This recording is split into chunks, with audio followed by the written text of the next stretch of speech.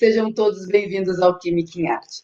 A profissão científica tornou-se, sem dúvida, um tipo muito particular da profissão moderna, na qual possui uma cultura específica no processo de aquisição dos requisitos básicos para pertencer à comunidade científica, e exige a necessidade de manter um certo número de atividades, desenvolver projetos de ensino, pesquisa e extensão e, claro, muitas publicações, para a constituição de uma carreira científica bem-sucedida, entre outras. Mas e como as mulheres se veem nessa dicotomia em realizar a escolha entre a carreira científica e a vivência familiar? Hein? Mulheres na ciência que começam o matriarcado. Hoje temos a presença ilustre da professora doutora Márcia Adriana Dias Kremer, uma das mulheres cientistas que colaboram para mudar o terrível cenário da desigualdade de gênero, e uma das mulheres belas, recatadas, do lar, mãe, esposa e também cientista e escritora. A professora Márcia é graduada e mestre em letras, com concentração em linguística aplicada pela Universidade Estadual de Maringá e doutora em estudos da linguagem pela Universidade Estadual de Londrina. E recentemente concluiu o estágio pós-doutoral, também na área de letras, na UniOeste. É docente da Universidade Federal da Fronteira Sul, Campus Realeza, e coordenadora adjunta do curso de Letras Português e Espanhol. Seja muito bem-vinda, professora Márcia. Olá, boa noite. Muito obrigada pelo convite. É um prazer muito grande estar aqui e poder compartilhar algumas das nossas experiências como mulher, como cientista, como pesquisadora, como mãe, como cidadã. Somos multifacetadas e todos os dias encontramos um perfil diferente nosso que podemos explorar, ampliar, e este é um novo espaço em que podemos compartilhar as nossas vivências, as nossas experiências, então é muito gratificante poder estar aqui.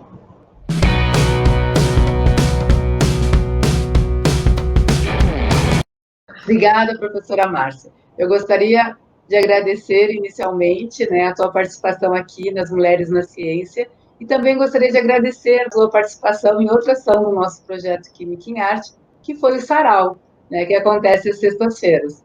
Muito obrigada. Eu vou deixar na descrição aqui do link, do nosso vídeo, para quem quiser ver um pouquinho mais a professora Márcia. Muito obrigada. Professora Márcia, o que despertou o teu interesse pela linguagem, e em especial pela linguística aplicada? Eu sempre gostei das letras, sempre tive um apreço, principalmente pela leitura. Constitui um mundo diferenciado para mim quando eu me debruço sobre as questões linguísticas. E isso foi desde cedo. Muito interessante que nem eu reconhecia isso, porque era muito infante, era muito jovem ainda. Mas aos 8 anos, eu recebi um presente em sala de aula. Inusitado, não sabíamos, foi feito um sorteio e, enfim, meu número 22, que é a data de nascimento dos meus 2 filhos, 22, foi sorteado. E eu recebi uma surpresa, um presente. E que presente é esse? Uma coleção de dicionários. 3 dicionários com capa dura, muito bem organizados, muito bonitos, uma espécie de mini enciclopédia. E a minha felicidade foi suprema. É muito interessante porque nessa idade as crianças gostam de ganhar outras coisas, brinquedos, menos livro e roupa. E eu fiquei extremamente satisfeita com aquele presente. Já era um indício da minha paixão pelas letras. E isso foi sempre, é algo que é inerente à minha vida e que mesmo inconsciente dirigiu muitas das minhas ações. Quando eu ingressei no curso de letras, justamente foram as mulheres que me inspiraram, que me fizeram ter esse amor pelos estudos, maior do que eu já tinha, eu sempre gostei bastante de estudar, mas especificamente descobrir esse ideário, esse contexto linguístico que se descortinava, essas especificidades que nós vemos na língua, esses estudos específicos, foi algo inusitado, e eu não tinha nenhuma pretensão quando ingressei de ser pesquisadora ou de ser professora. Eu simplesmente gostava do conteúdo, gostava do assunto e queria trabalhar melhor a minha intelectualidade, aprimorar o meu conhecimento. E foi realmente uma grande descoberta por meio do impacto que essas mulheres, essas professoras, várias delas, exerceram em mim. A minha primeira mentora foi Romilda Marins Correia, que hoje é uma professora aposentada. Romilda Marins Correia nos acompanhou durante 3 anos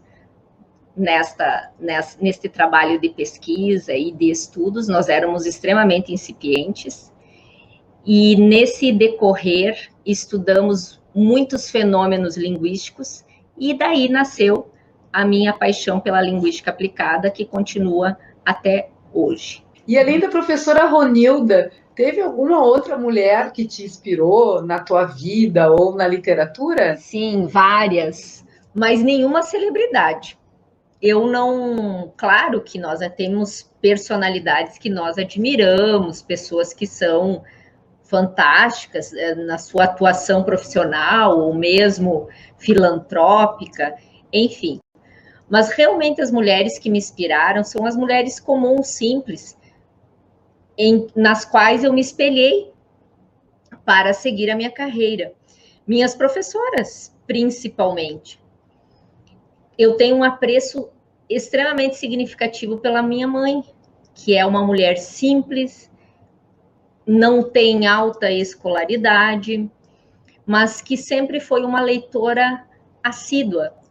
E foi ela, na verdade, em relação à leitura, meu pai em relação à escritura, o estudo específico, a tecnicidade das letras, mas minha mãe, a leitura.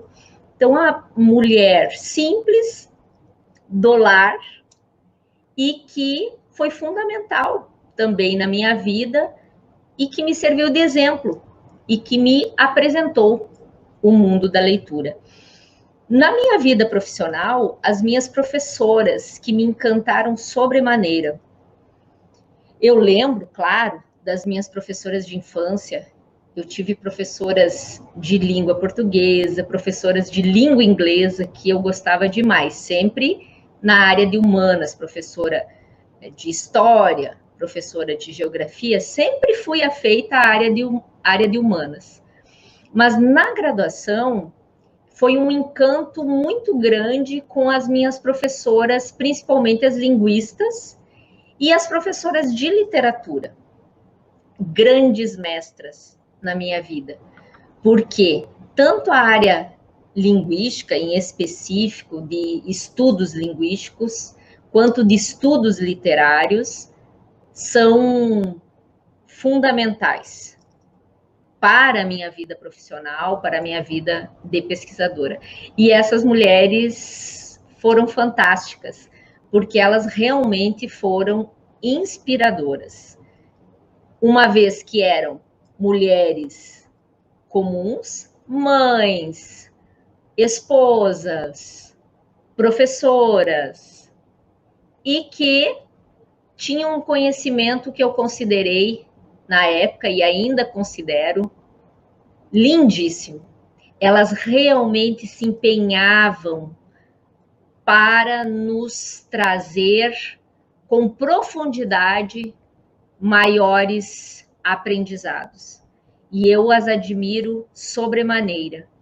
Várias professoras de literatura, como Clarice Zamonaro, Miriam Zapponi, também da área linguística, além da professora Romilda, Marins Correia, professora Mari Lourdes Zanini, que foi minha orientadora de mestrado, professora Alba Maria Perfeito, orientadora de doutorado, professora Terezinha Costa Ibis, orientadora de estágio pós-doutoral.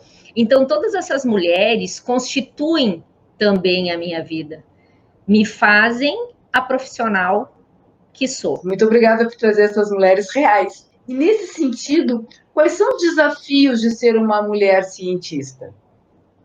Eu acredito que é vencer preconceitos.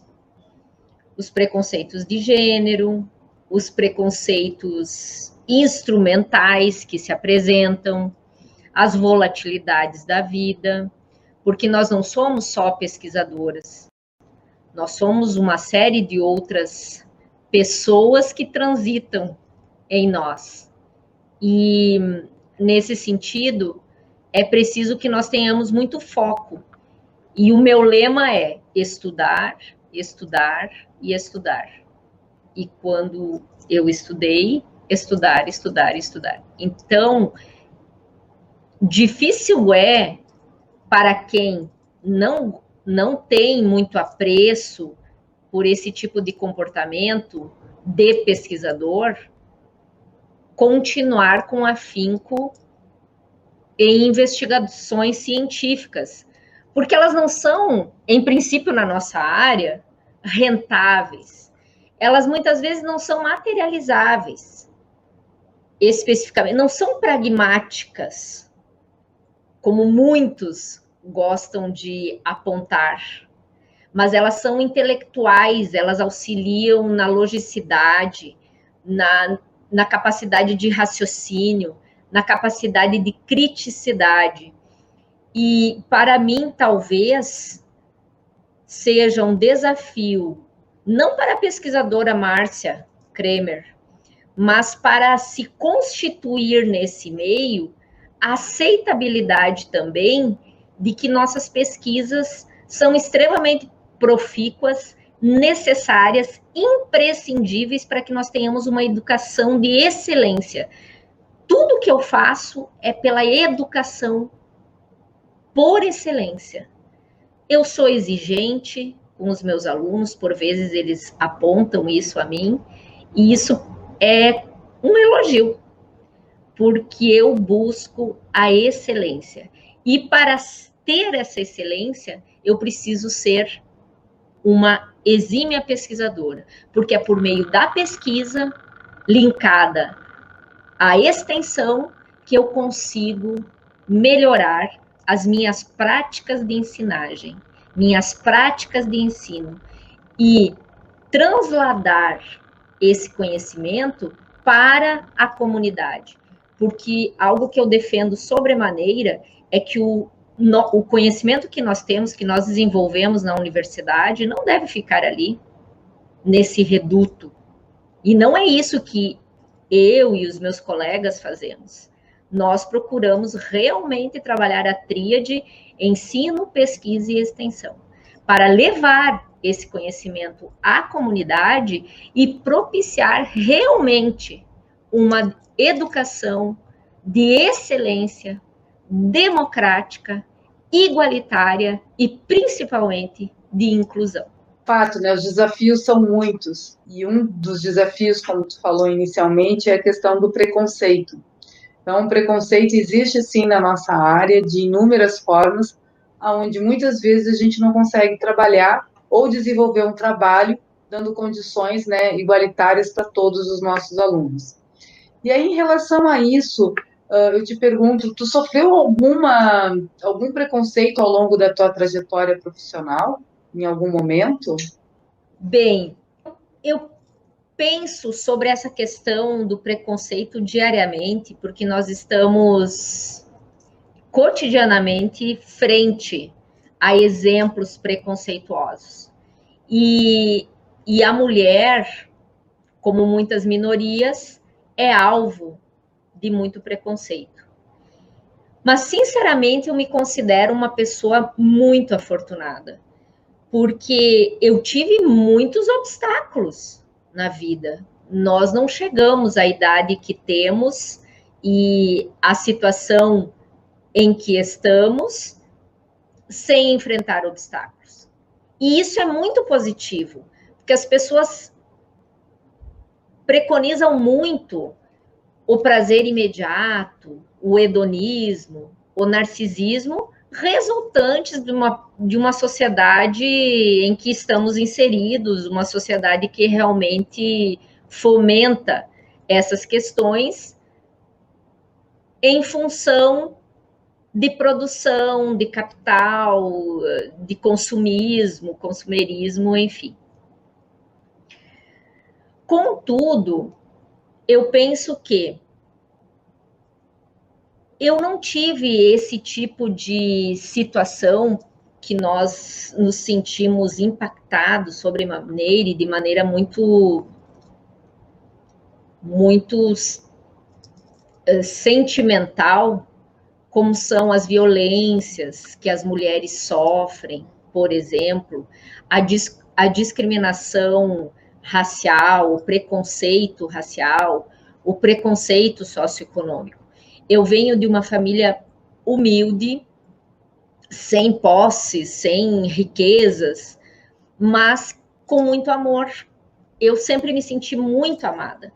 E talvez isso tenha permitido que minha autoestima nesse âmbito me fizesse gostar muito de mim, não é? Porque nós precisamos realmente desse apoio, desse pilar familiar para que nós desenvolvamos a autoestima, gostemos de nós mesmos, para enfrentar a vida.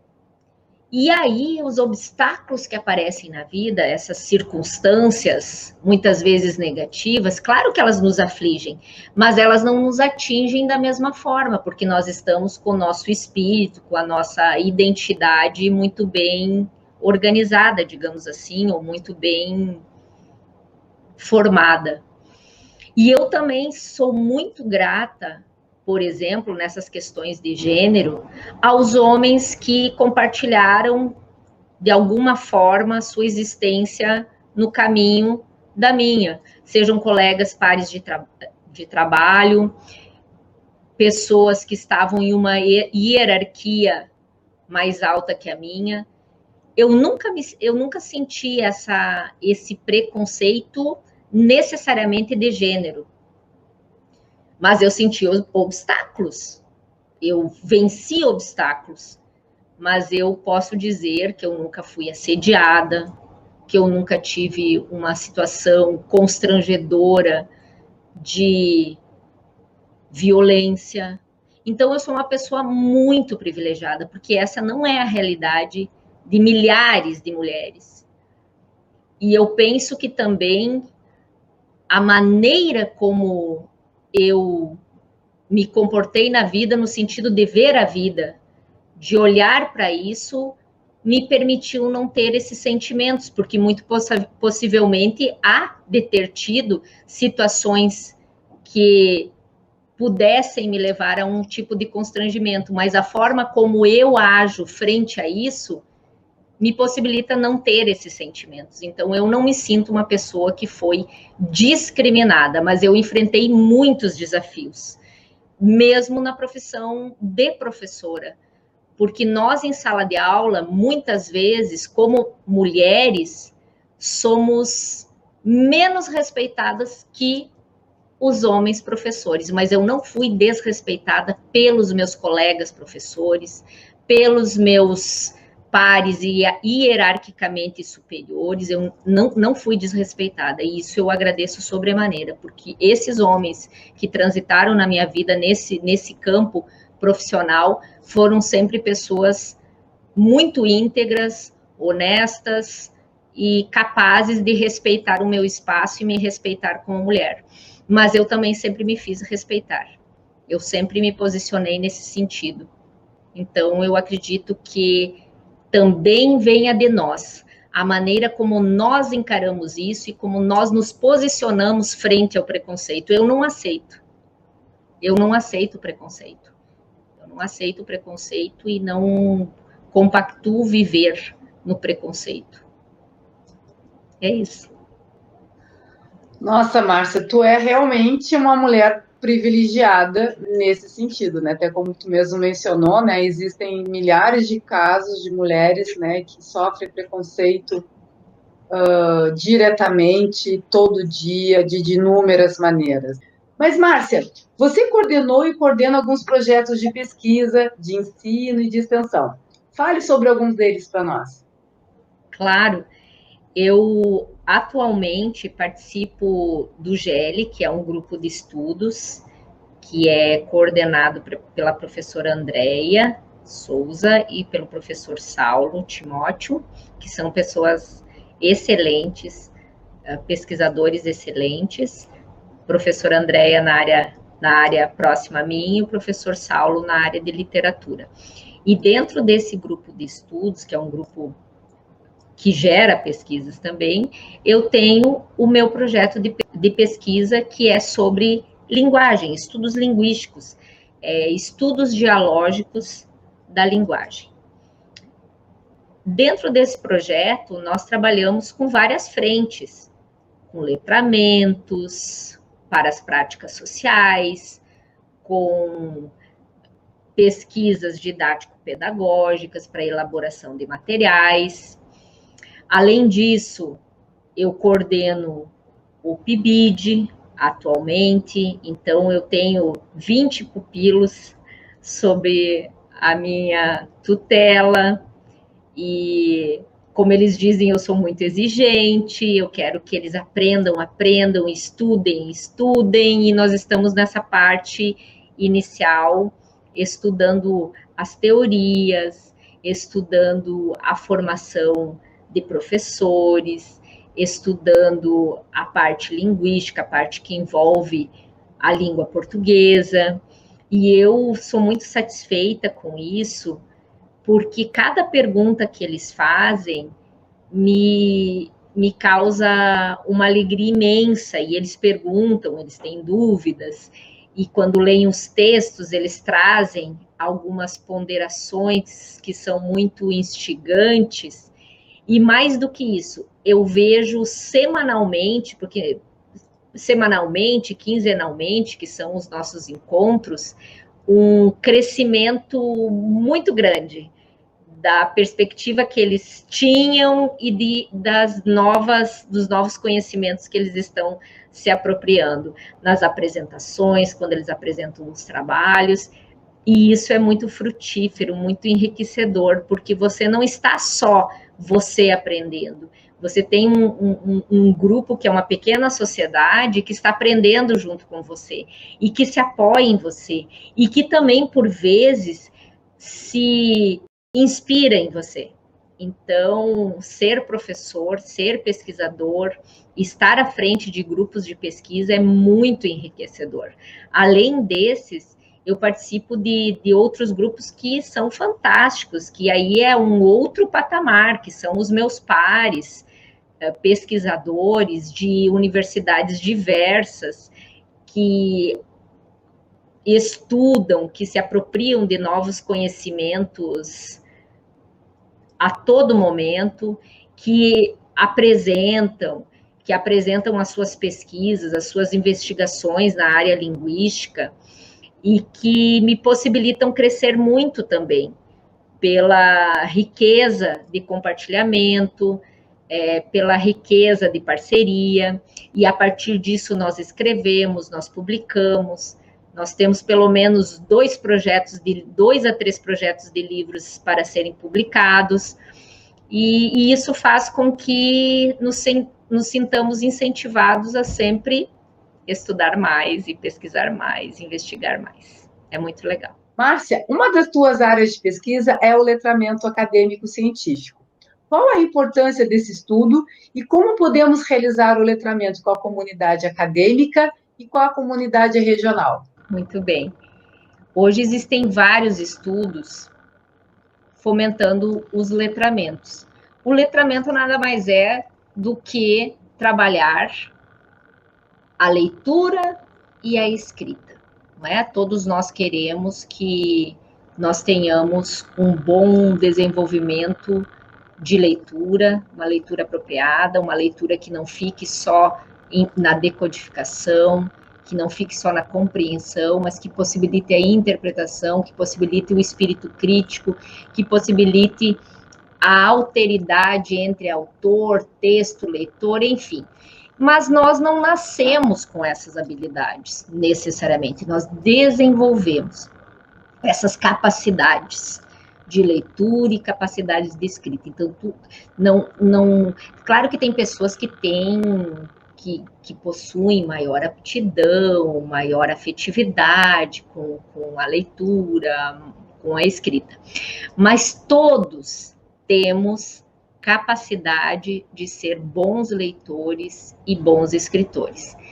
No que tange aos letramentos acadêmicos científicos, eles envolvem uma série de fatores, uma série de habilidades, digamos assim, de instrumentos e ferramentas. Os nossos estudos estão voltados hoje para os letramentos às práticas sociais, as comunidades de prática social. Por exemplo, no curso de letras, nós temos uma comunidade científica, uma comunidade de prática social. Ali nós desenvolvemos, nós precisamos nos apropriar de diferentes gêneros do discurso que nos possibilitem transitar, de podermos interagir, dialogar entre nós.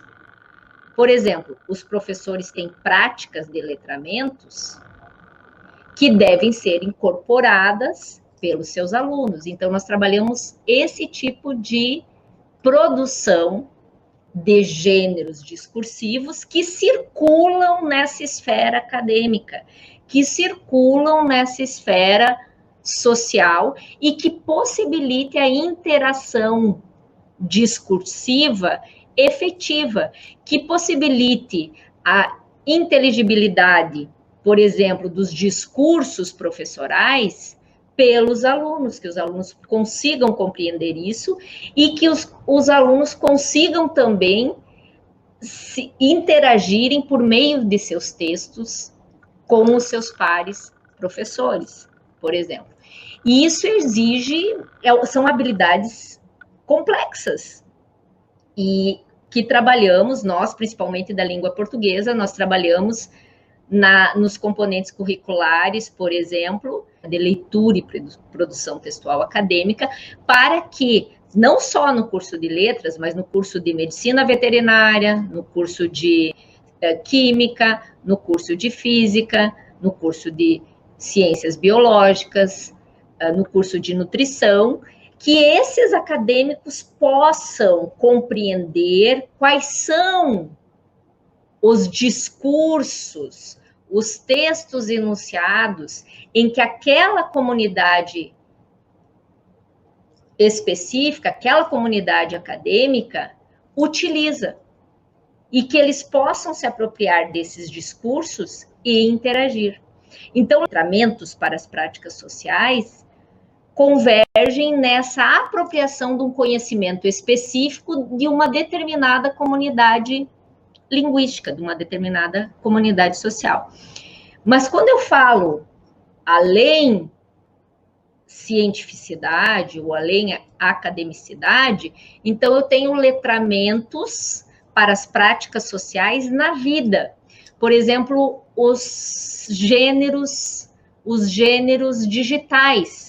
Hoje, a escola, nós professores, estamos desenvolvendo diferentes estratégias para também nós nos apropriarmos de conhecimentos que nos permitam elaborar práticas em que os nossos alunos lá na escola, mesmo na academia, nossos alunos da academia, mas os nossos alunos lá na escola, possam ser letrados para participarem dessa comunidade global, por exemplo, por meio dos gêneros digitais, que nem todos têm esse conhecimento. Então, isso que é letrar para as práticas sociais, é possibilitar a inclusão desses sujeitos sociais em sua comunidade de prática. Em síntese, é isso. Ótimo, Márcia, que aula! Ai, que fantástico! E eu poderia dizer, mas aí, né, pessoas que não entendem nada de forma mais específica, mas a divulgação científica é uma forma de letramento acadêmico científico, certo? Certamente, certamente. E eu tenho um exemplo muito legal, que eu não sei realmente, estou falando como leiga, mas alguém que gosta de algumas leituras que não são necessariamente da minha área, porque nós lemos tudo. Tudo que precisamos para poder subsidiar esses conhecimentos.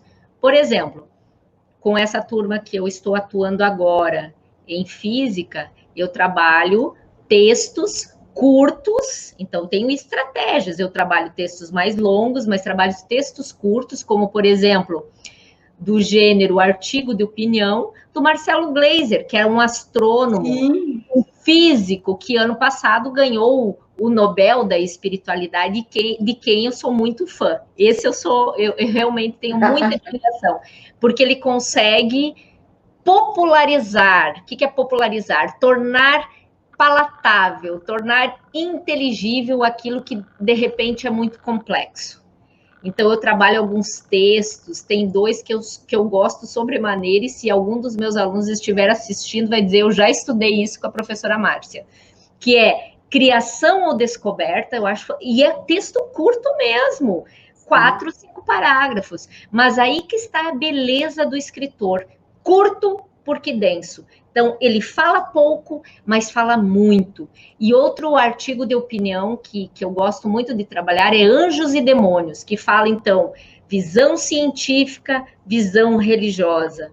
E ele trabalha justamente a obra de Dan Brown, que foi extremamente polêmica e que atuava nessa dicotomia, nesses polos, anjos e demônios. E ele fala que cada uma dessas instituições tem uma função social. Não adianta negar alguma delas. Cada uma delas tem sua razão existencial e que nós precisamos em sociedade das duas. E eu sou, por exemplo, muito afeita a esse tipo de texto que me possibilita entender melhor algo que é extremamente complexo. Então, os letramentos realmente possibilitam, e pessoas como Marcelo Gleiser, que desce do seu pedestal para trabalhar em prol da educação, porque ele faz um trabalho de muito tempo em relação a isso, ele tinha um programa televisivo para popularizar a ciência, quer dizer, tornar inteligível, que as pessoas entendam aquilo que é um conhecimento muito complexo. Eu sou fascinada, gosto demais. Eu realmente, esse homem, eu sou fã. Desse homem, eu sou fã. Não, o Marcelo, ele é fantástico, né? E o legal do trabalho dele, porque ele traz assuntos sérios, complexos, mas ele usa a linguagem, né? Não é questão da linguagem popular, ele não deixa de falar de ciência, mas uma linguagem, como tu mesmo falou, uma linguagem acessível, né? E por isso que ele tem a quantidade de seguidores, não só os seguidores, né? Enfim, as pessoas que respeitam o trabalho dele, que acompanham o trabalho dele, né? Porque é importante isso na questão da divulgação científica também, né? E do letramento, né? Quando eu fico pensando assim, até no nosso projeto. O letramento também é, Gisele, saber ler os textos. Você precisa saber ler. Eu estava trabalhando com os meus alunos questões literárias, leitura de poemas, e você precisa desenvolver estratégias que envolvem vários conhecimentos complexos, mas que possibilitam você sair da superficialidade do texto. Então, é esse o nosso papel como professores de língua, é ensinar ou compartilhar, dialogar sobre diferentes estratégias, diferentes possibilidades de se ler, de se produzir um texto, mas de se ler um texto em que você consiga avançar daquela superficialidade, daquele senso comum, porque existem várias informações que estão implícitas e que, se eu não tenho esse discernimento, eu não consigo entender. E isso também nos possibilita ser bastante críticos, entender aquilo que geralmente falam das entrelinhas, que não existem entrelinhas, mas que é aquilo que está subjacente ao explícito. Então, os discursos, para nós que estudamos língua, muitas vezes não se tornam prazerosos de escutar. Várias falas se tornam muito desgostosas para quem tem um entendimento mais aprofundado sobre a língua, porque a gente vê as intencionalidades, que por vezes são escusas. Então, além de tudo, você se torna sagaz, você se torna muito esperto e você não se deixa comprar por qualquer discurso. Esse é o papel que eu vejo de disseminação do conhecimento, para que nós nos tornemos mais capazes, realmente mais velozes, inclusive, no entendimento sobre os discursos inúmeros que nos circundam, não é? E que, por vezes, afetam a nossa vida sobremaneira, que se eu, por exemplo, comprar um discurso político, eu não gosto de falar de política, mas só citarei um exemplo. Sim. Se eu comprar um discurso político que aparentemente é um discurso bonito, bem articulado, mas que ele é superficial ou ele esconde subterfúgios, eu estou sofrendo uma agressão. Sim. E eu, se não reconhecer isso, eu posso votar nessa pessoa e cometer um grande erro, como a gente tem visto grandes erros acontecendo pela falta de consciência do voto. Então, isso tem relação com o nosso desenvolvimento cognitivo, com a nossa percepção e com a nossa leitura de mundo, já dizia Paulo Freire. Sim, primeira leitura de mundo é a que nós fazemos. Viemos ao mundo e lemos o mundo. Então, é a primeira leitura que fazemos.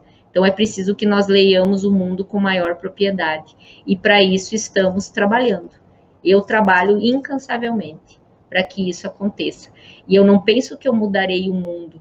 Eu penso que eu mudarei o meu mundo. A minha pequena sociedade.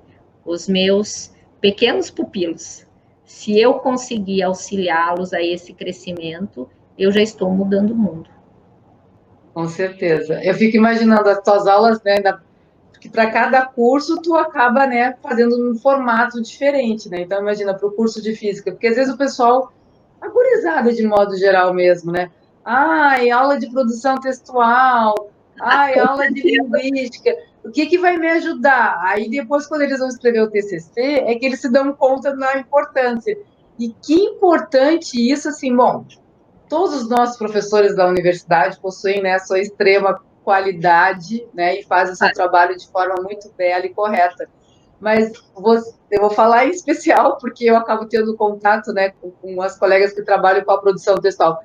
Trazer um exemplo da área deles torna muito mais interessante. Então, tu consegue ter melhores resultados, né?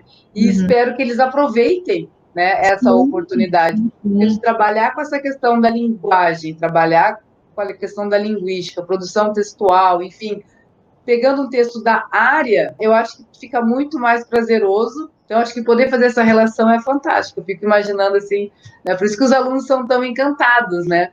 Pela área da linguagem, eu digo os alunos de outros cursos, né? O pessoal que é das letras já é apaixonado por si só. Mas, assim, quando a gente escuta esse teu relato, né, e ouve também dos alunos, aí é fantástico, que legal. Parabéns pelo trabalho. Eu agradeço. Nem todos gostam, porque nem todos gostam de produzir, e nós temos afinidade, mas o que eu digo a eles, você não precisa gostar. Nós não fazemos só o que gostamos, mas nós podemos fazer bem feito tudo o que fazemos. Então, não precisa gostar. Eu não gosto de várias coisas que eu faço, mas eu tento fazê-las sempre bem feito. E se fizermos bem feito, pode acreditar que nós acabaremos gostando, porque o resultado sempre será positivo e, de certa forma, prazeroso, porque nós teremos a sensação de tarefa cumprida. Então, não que necessariamente precise gostar, mas precisa fazer bem feito. Eu penso Com assim. certeza. Márcia, eu tenho uma pergunta que é o que eu chamo assim de ponto central assim, né, da nossa entrevista, até no sentido assim da tua historicidade, em função das tuas leituras de mundo e da linguagem mesmo, da análise que tu faz. Então, assim, como é que tu vês as transformações comportamentais das mulheres? A mudança na perspectiva em relação aos diferentes papéis que a mulher tem assumido na sociedade e os variados olhares que se pode ter no que se diz respeito à emancipação feminina ao longo da história. Fala um pouco para nós sobre isso. Eu acho que seria importante a gente ter, né, uma pessoa que é da área e que tem esse conhecimento para colocar, né, essa visão, esse olhar de mundo. Eu não sou realmente uma estudiosa em relação ao gênero. Eu vejo que tenho colegas da sociologia, da filosofia, que dominam muito mais. A minha visão é uma visão de mulher, como mulher, e uma visão também dos testemunhos que faço em relação ao que acontece no mundo e das minhas perspectivas ideológicas também, a maneira como porque ideologia é a maneira como eu vejo o mundo, os paradigmas, as concepções que eu tenho de mundo, naquilo que eu acredito. Então, não estou falando nesse momento como uma especialista, mas também ressalto que as minhas leituras literárias me fazem refletir muito sobre essas questões da mulher. É lógico que eu não sou uma alienada e que eu reconheço toda a história da mulher ao longo da progressão ou das transformações da humanidade, mas eu realmente ressalto que eu não sou uma especialista nessas questões.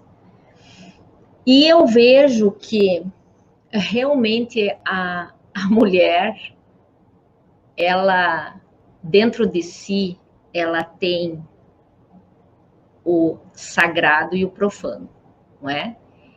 E nessas relações de gênero, ao longo da história, ela foi descrita, foi personificada, foi personalizada, foi representada de diferentes formas, conforme ou de acordo com os ideários de poder.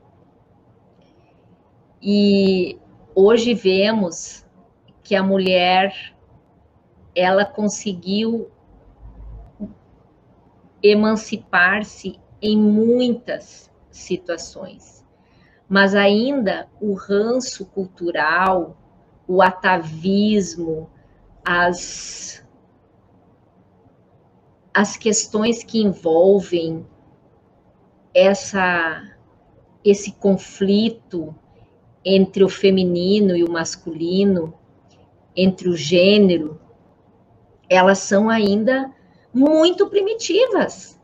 Nós estamos no século XXI e há comportamentos que retratam um cenário medieval de violência em relação à mulher, de preconceito em relação à mulher.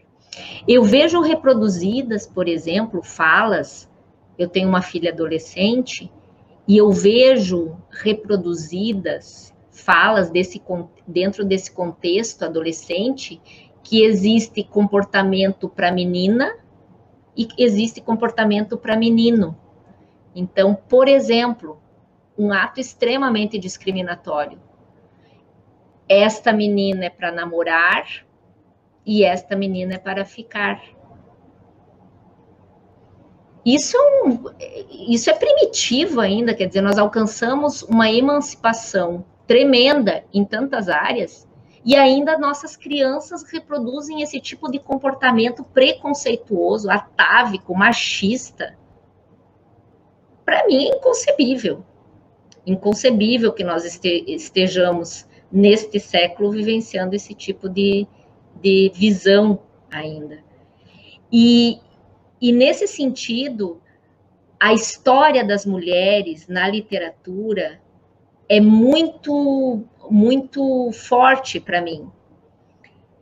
Eu me lembro de mulheres muito fortes, por exemplo, como a mulher em Gabriel Garcia Marques, né, que é 100 anos de solidão. Embora existam tantas personagens masculinas dentro da família, que é retratada dentro da família que protagoniza esse livro de Gabriel Garcia Marques, a grande figura de força é Úrsula, o próprio nome, Úrsula. E tantas outras mulheres, se nós lermos, por exemplo, Ken Follett, Pilares da Terra, que eu tenho aqui, que retrata a Idade Média, e essa percepção de como a mulher era vista na Idade Medieval como subalterna, como serva, ou como objeto sexual, ou como objeto de reprodução, e que as personagens retratadas pelo autor conseguem suplantar, por vezes, essa discriminação, esse preconceito, tornando-se, inclusive, cientistas na Idade Medieval, porque há um grande engano que a Idade das Trevas só teve trevas, teve muita iluminação. É que nós vemos retratado um lado só da história, um lado específico da história. Por exemplo, no Oriente, havia uma ascensão científica da medicina, retratada em, por exemplo, o físico de Noah Gordon, que também está aqui na minha prateleira. E aí eu vejo uma mulher que se sobrepõe a todas as dificuldades, a todos os preconceitos, ao machismo, à segregação, a tudo, e consegue se evidenciar e consegue dar exemplos para as mulheres que vêm mais à frente. E hoje, no século XXI, tão distante, 1000 anos aproximadamente desse retrato cultural que eu estou citando, ainda existe o que menina pode fazer e o que menino pode fazer. E isso me constrange, me entristece, porque são os nossos jovens que estão reproduzindo esse tipo de comportamento e não deveriam. E eles reproduzem porque tem uma sociedade que continua machista, que continua preconceituosa, e esse machismo não vem só de homens, vem muitas vezes das próprias mulheres que discriminam as outras mulheres e que taxam, que categorizam. Então, quando você fala bela, recatada e do lar, em princípio a gente até acha graça, não é? Acha graça desse termo. Mas por trás desse termo, ele veio à tona por conta de uma situação sociohistórica cultural que vivenciamos e política que vivenciamos, mas ela retrata essa tentativa constante de categorizar qual é o lugar da mulher. Então, a mulher tem que ser bonita, a mulher tem que ser recatada e a mulher tem que ser do lar, vai ser uma mulher aceita por uma sociedade retrógrada e machista.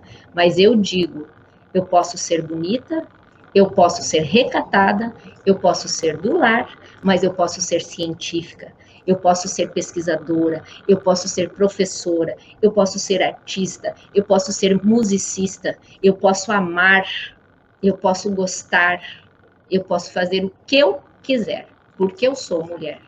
Então, são esses pensamentos que nós devemos realmente refutar, que nós não estamos em caixinhas, não é ado a ado, cada um no seu quadrado. O mundo é muito redondo, não é uma terra plana. Nossa, Márcia, obrigada. Tu retrata, né, ao primeiro episódio, né? Então, quando eu pensei, né, nesse espaço para estarmos aqui falando, conversando, falando um pouco da nossa história, dos nossos projetos, eu pensei nesse sentido. A gente pode ser o que a gente quiser, a gente pode ser bela, do lar, cientista, mãe, ter um companheiro, ter uma companheira, a gente pode fazer o que a gente quiser, né? E desenvolver trabalhos, né? Desenvolver pesquisas, não precisa estar numa caixinha ou num modelo que a sociedade nos impõe. E, infelizmente, né, como tu mesmo falou, passaram-se 1000 anos, né? Enfim, e as pessoas continuam com uma mentalidade pequena em relação a isso, né? Então é um absurdo essas categorizações que surgem. Só que o que me preocupa, e aí, claro, vem da gurizada, né? E não só da gurizada, como de outros parâmetros, mas é uma questão cultural da família. Eles reproduzem isso, né? Então, assim, eles reproduzem o que eles estão acostumados a ver, né? Então, isso é algo realmente preocupante.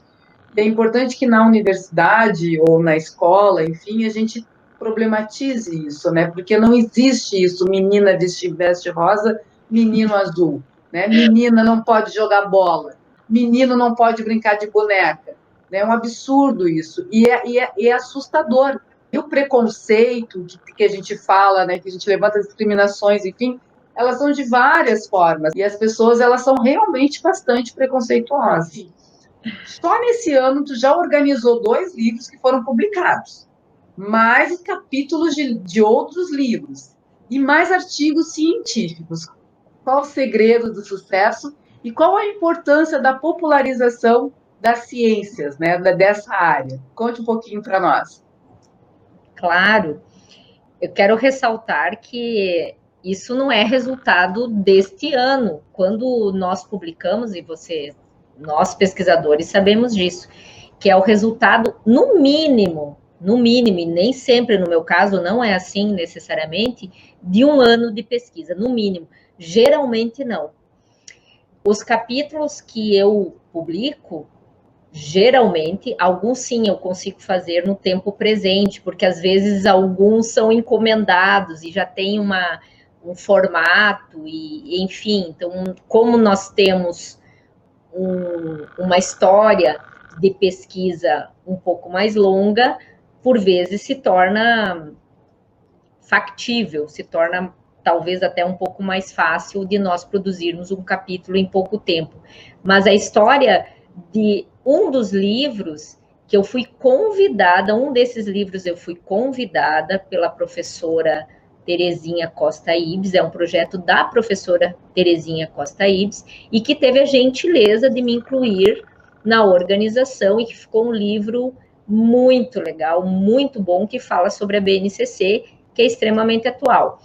Vários livros estão circulando, já foram publicados, pelo menos no meu levantamento este ano, entre este ano, o ano passado e este ano, foram 4 livros publicados sobre a BNCC, e um desses 4 é esse do qual eu participei.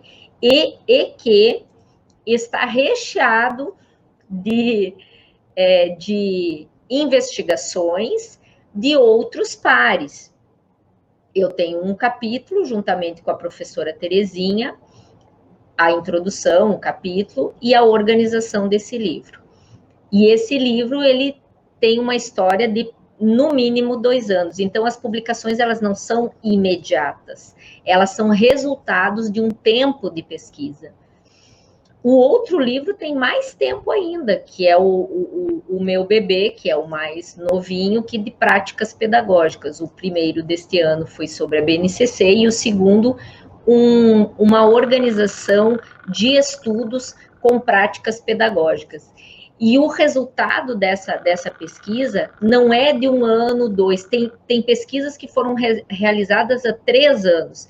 Então, foram depurados esses resultados, analisados, cotejados, depois escritos, descritos, justificados, e resulta em uma publicação. Então, não é um trabalho pontual. Alguns são. Alguns capítulos que eu publiquei, ou que estão para publicação, tem alguns que estão para publicação no ano subsequente, em 2020, que são mais pontuais, que eu escrevi neste ano, mas sobre muita pressão, é muito difícil escrever. Eu tive capítulos que eu escrevi em um mês e meio, e é muito difícil, exige demais, porque nós não só fazemos isso, nós fazemos muitas coisas, e isso também. Então, nós lecionamos, nós organizamos eventos, inclusive, nós estamos organizando um evento muito legal, que será realizado em março, na Semana da Mulher, 8 de março a 12, em que nós traremos pessoas super bacanas para falar sobre questões linguísticas, multiculturalismo, cultura popular, questões de gênero, questões de inclusão, ensino-aprendizagem, oficinas artísticas, oficinas literárias. Então, será um evento muito bacana que nós estamos organizando, denominado Primeiro Seminário Internacional de Letras da Fronteira Sul, em que reuniremos os cursos de Chapecó, Cerro Largo e Realeza, cursos de letras, para trabalharmos em parceria. Será muito legal, imperdível.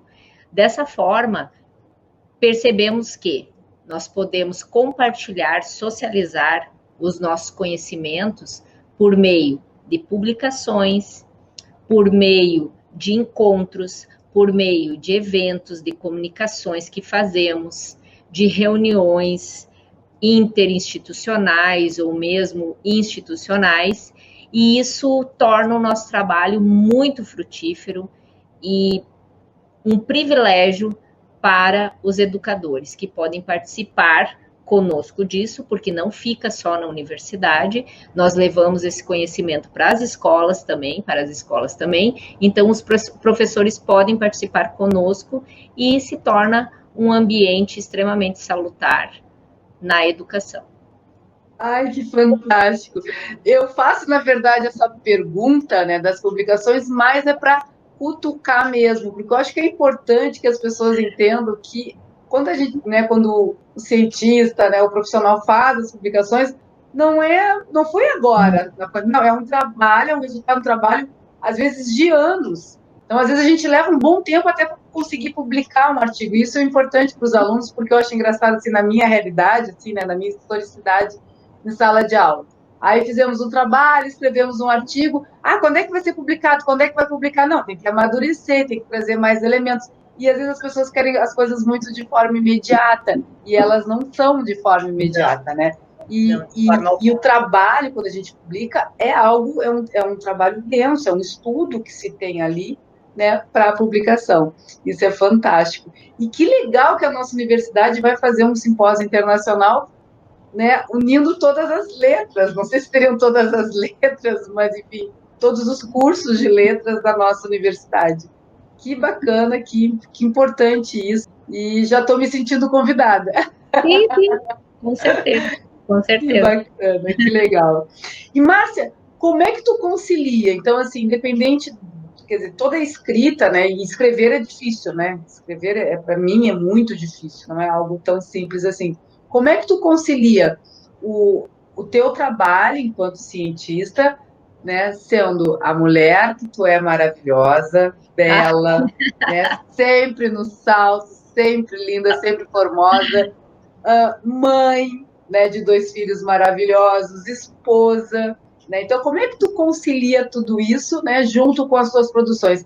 Porque eu acho que é importante também a gente falar sobre isso, né? Porque tu não precisa, como eu falei lá no início, né? A gente não precisa escolher se a gente quer seguir a carreira científica ou se a gente quer ter uma vivência familiar. A gente pode fazer as duas juntas.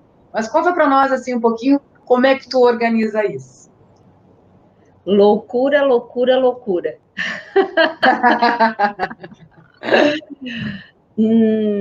não é muito fácil, mas como você disse, eu sou bem caseira. A minha sociedade, ela é bem restrita.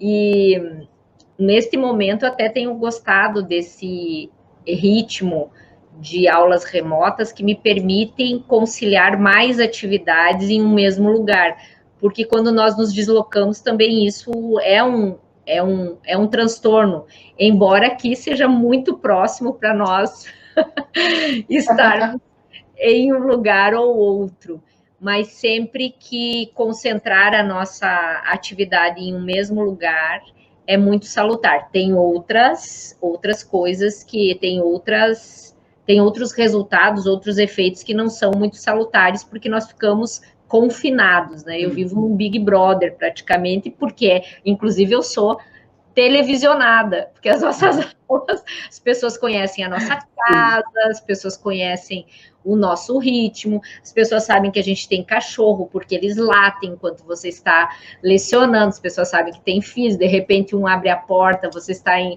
Aqui não acontece muito, porque todos adultos, mas se eu tivesse criança pequena, também aconteceria. Então, há uma espécie de invasão da nossa vida privada também. Então, esse é um aspecto que temos de refletir, o quanto que nós gostamos disso, não. Eu não tenho nenhum problema.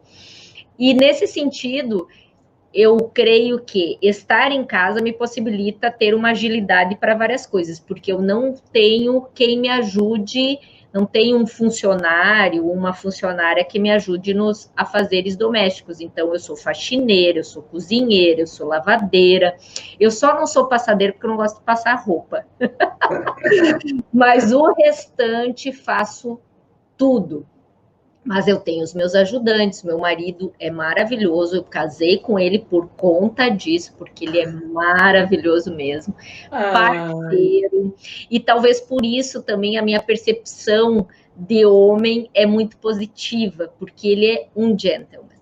Um cara, nós somos casados há 32 anos e mais 2 anos de namoro, quase 35 anos de convivência, e ele é um pouco santo, porque eu sou mulher de fases, então faz ideia, 35 anos com uma mulher de fases. Não é nada. Nossa, que privilégio, né?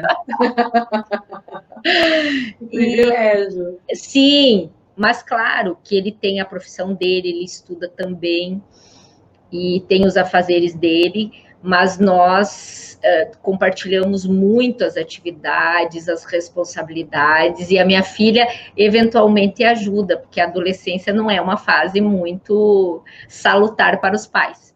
Para os adolescentes é salutar, mas para os pais um pouco menos. Sim. Mas ela também ajuda, ela é uma pessoa bacana, que eu posso contar em hora de necessidade. Tudo isso me possibilita trabalhar bastante, mas eu tenho que ter rigor de horários. Eu tenho um horário um pouco diferente do que convencionalmente as pessoas têm. Eu sou mais notívaga, eu fico mais acordada, é morcego, né? Fica mais o coruja, mais acordada à noite. E eu acordo um pouquinho mais tarde, mas não muito mais tarde, porque se eu acordar muito tarde, eu não consigo fazer todas as atividades. E aí eu tenho um cronograma, e por isso, mas eu faço almoço todos os dias, a minha filha gosta. Então, eu faço, e ela é exigente. Eu casei com um homem que não é exigente para almoço, mas eu não consegui fugir da filha que é exigente para almoço. Então, eu tenho que me esforçar, porque eu não sou aquela cozinheira, assim, mas até com essa pandemia eu tenho melhorado um pouquinho meus dotes culinários. Mas eu sou do lar, é isso que eu queria dizer para vocês quando eu falei que a bela, recatada e do lar, nós podemos ser tudo isso. Não é porque eu sou cientista, porque eu sou escritora, não escritora literária, é uma escritora que eu considero nesse aspecto menor, porque eu considero muito mais um escritor literário do que os trabalhos que nós fazemos, que são mais técnicos, mas também tem um apuro linguístico, são onerosos, exigem aprimoramento, exigem a nossa preocupação. Mas o que eu quero dizer é que eu sou faxineira, eu sou cozinheira, eu sou lavadeira, eu sou cientista, eu sou professora, e eu respondo para os meus alunos, porque agora o WhatsApp é assim, nós estamos Sim. a todo momento.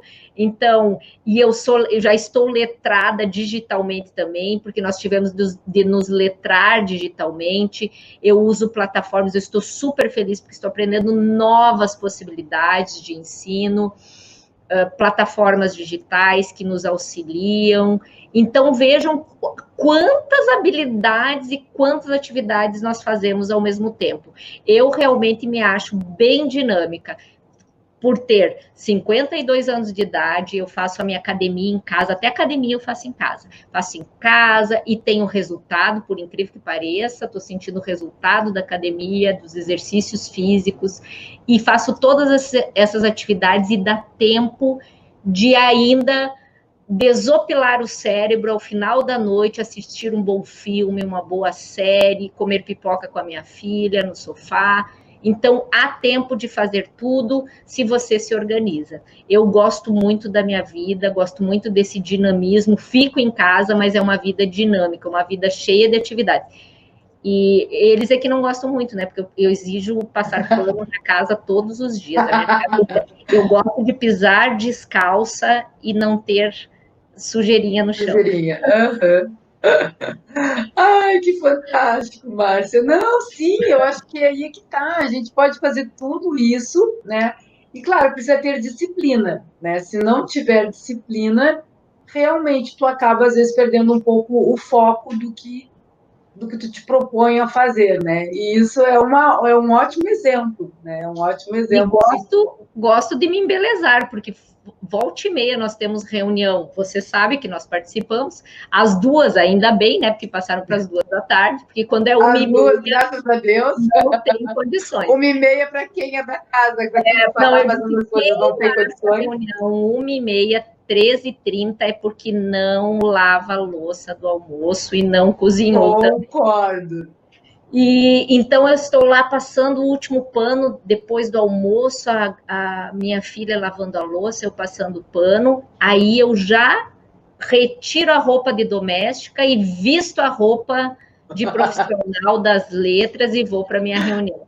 Mas eu acho isso, eu confesso, eu acho isso fantástico, poder fazer isso quase simultaneamente. É quase uma peça teatral, a vida da gente é quase uma peça teatral, que em cada momento você tem uma personagem para incorporar e agir e viver. Eu gosto realmente da vida que eu tenho. Gosto muito. Ai, que legal, Márcia. De fato, é normal isso. Então, hoje, com a questão da gente estar tendo, né, fazendo todas as atividades de forma remota, né, eu canso também, né? Estou terminando de passar, às vezes nem consigo terminar, porque eu tenho uma criança, né? O Luiz Henrique tem 6 anos, então, assim, a dinâmica já muda um pouco, né? Então, às vezes, assim, estou terminando de organizar ele, né, tentando lavar a louça, e aí tem a reunião. Ou a gente fica, né, quando eu estou assim no avesso, né, eu fico com a câmera fechada, ou então eu faço isso também. Vou correndo, dou um nó no cabelo, né, quando a gente tem que falar, enfim, né. Mas é porque é a nossa rotina, e claro, a gente, graças a Deus, consegue trabalhar com pessoas, né, e tá aí no nosso meio aqui, pessoas que têm sensibilidade, né? Então, como a gente pediu, eu pedi até, na verdade, gente, 1h30 é humanamente impossível, né? Para quem é dona de casa. Eu lhe agradeço. Para quem é dona de casa, lava, passa, cozinha, né? Filho, marido, e assim, porque não tem como, é humanamente impossível, ou não faz nada. E Mas na nossa rotina. Mas tem uma questão interessante também, que por nós termos essa rotina tão agitada, tão acelerada, uma das coisas é que nós não vemos o tempo passar, o que não é muito positivo. Sim. Mas também quando os alunos reclamam que tem muitas atividades, que tem de trabalhar, eu digo, olha, vocês reclamaram para a pessoa errada. Porque se eu tivesse que acordar 5 da manhã para fazer as minhas atividades, eu acordo, porque eu sou assim, eu sou responsável e tudo aquilo que eu assumo de forma geral, eu tento cumprir. Nem sempre a gente consegue, é claro. Existem questões que fogem ao nosso alcance muitas vezes. Mas não sou boa nem para ouvir reclamação, porque como a vida é muito agitada e eu dou conta do recado, eles tendem também sim, claro. a atingir os objetivos. Ah, não, mas é verdade, graças a Deus que somos bons exemplos, né, de profissional, Eu da espero. nossa condição, que somos mãe, mulher, né, enfim, somos bons porque a gente consegue fazer, né? E claro, tem dias que a gente se enreda um pouco mais, se atrapalha um pouco mais, mas a gente consegue, sobrevive, né? Então, É, assim, não tem é que saber, possível, é é possível. possível, exatamente, é possível. Ai, que bacana. Márcia, muito obrigada, então, por compartilhar a tua vida profissional, a tua carreira, né? Trazer esses detalhes únicos que só aqui que a gente está sabendo. Falar um pouco da tua vida pessoal, porque a gente olha para a Márcia e enxerga essa mulher bela, recatada, né? Cientista, mas ninguém sabe, né? Que para ser bela, recatada, né? A gente trabalha muito, a gente estudou bastante e ainda hoje faz muitas coisas, né? Então, muito obrigada por disponibilizar um tempo para estar aqui conosco, compartilhando a tua história de vida, né?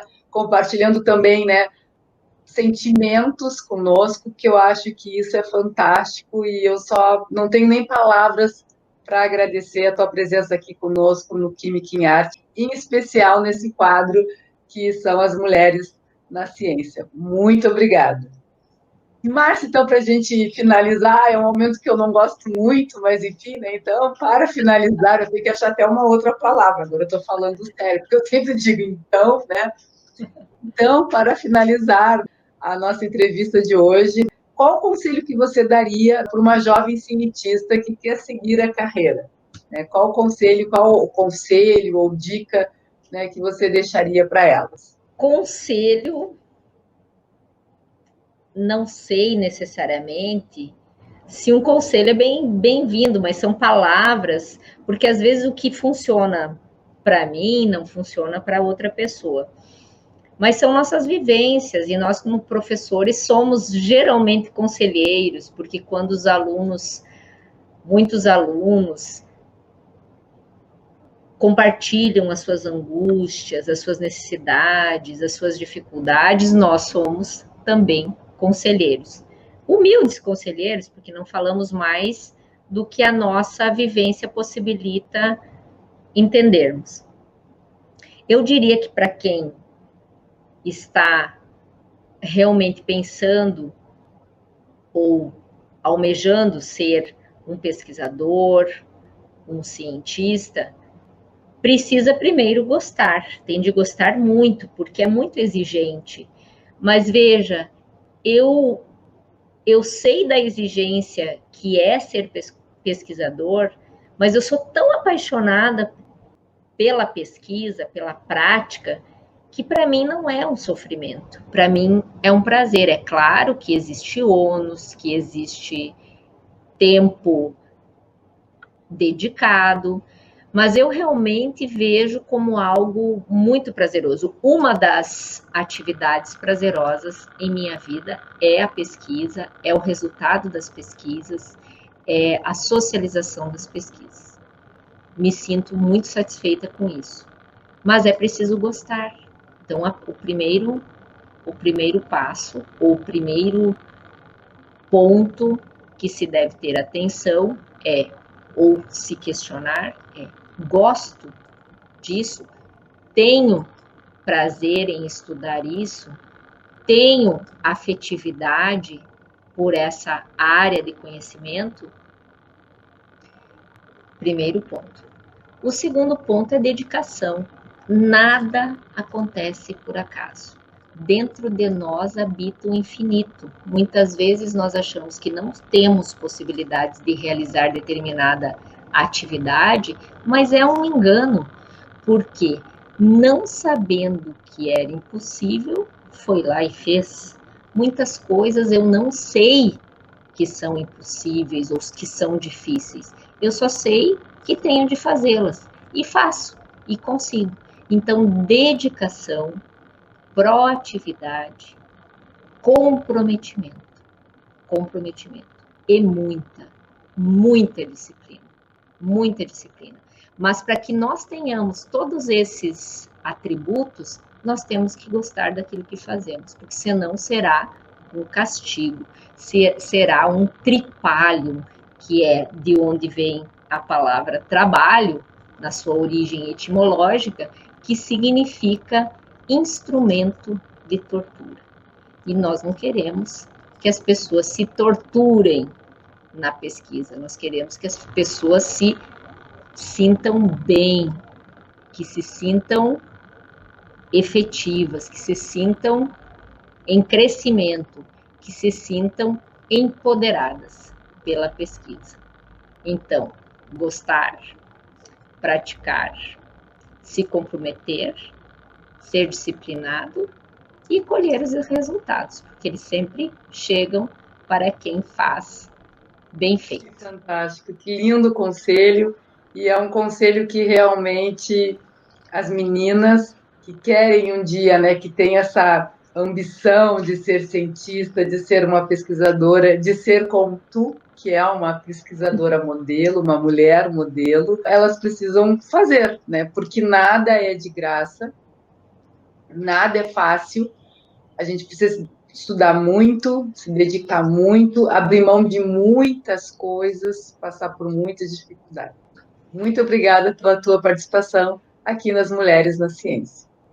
Gratidão por poder participar desse momento tão especial em que se abre um espaço preponderante às mulheres, em que outras pessoas podem ter essa aproximação com o que contamos, com o que discutimos, com a nossa perspectiva de vida.